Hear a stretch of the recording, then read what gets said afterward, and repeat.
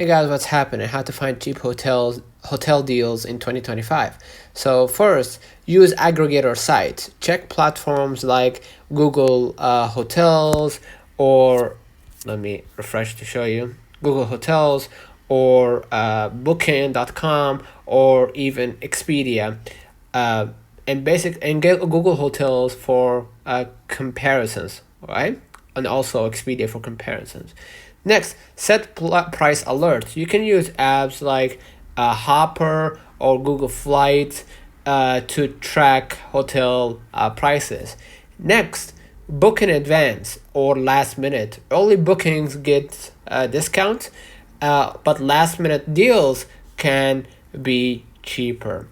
Next, use loyalty programs and coupons. Sign up for hotel rewards and look for promo codes. Make sure to log in using your account or sign up using your own account. Next, consider alternative stays.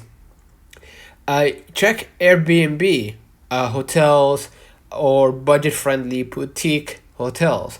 Next, travel off-peak. Avoid holidays and weekends for best rate.